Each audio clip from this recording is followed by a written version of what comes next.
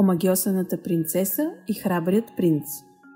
Имало едно време в една далечна земя красива принцеса на име Елара. Тя живееше в огромен замък, който стоеше високо в планината, заобиколен от гъста мистична гора. Елара обаче не беше обикновена принцеса. Тя беше омагьосана. Заклинанието беше направено от зла магьосница. Магията я държеше в капан в замъка. Бе пазена от страховит дракон, който не допускаше никого близо. Драконът с люспи тъмни като нощта и очи, които светеха като жарава, обикаляше замъка ден и нощ, гарантирайки, че принцесата остава изолирана от света. Никой рицар или войн, който се беше опитал да я спаси, не се бе върнал и скоро всяка надежда за освобождаването на принцесата изглеждаше изгубена. Но един ден млад принц на име Ейдън чул за положението на принцеса Елара. За разлика от другите, той беше не само смел, но и мъдър. Знаеше, че грубата сила сама по себе си няма да победи дракона или да развали магията.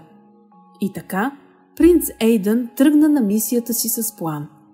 След дълго и коварно пътуване, той стигна до края на мистичната гора. Дърветата шепнеха древни тайни, а ветровете носеха слабо ехо от песните на Елара, които тя пееше, за да поддържа духа си жив. Воден от звука на гласа й, Ейдън откри замъка по здрач. Като се приближи, драконът изрева и се спусна надолу, блокирайки пътя му с огромните си криле. Но вместо да извади меча си, Ейдън проговори спокойно на дракона. „Велики пазителю на омагьосаният замък, не искам да ти навредя. Знам, че си обвързан от заклинанието на магьосницата, точно както и принцесата.“ Драконът замълча.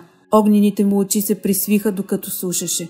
Ейдън продължи. „Предлагам ти свобода. Ако ми позволиш да стигна до принцесата, ще намеря начин да разваля магията, която ви свързва и двамата.“ Драконът, трогнат от думите на Ейдън, отстъпи в страни, позволявайки му да мине.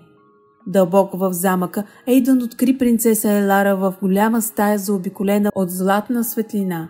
Беше толкова красива, колкото разказват историите, но в очите й имаше тъга.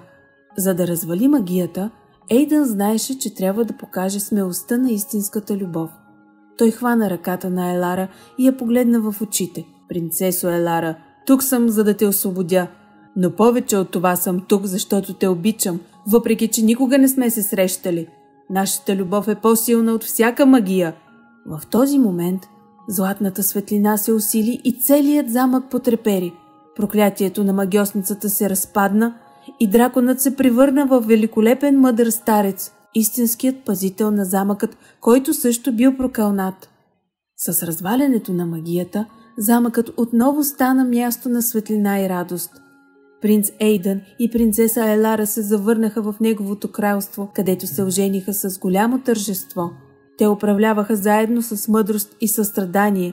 Любовта им бе фарна надежда за всички, които чуха историята им. И така, те живели щастливо чак до сега.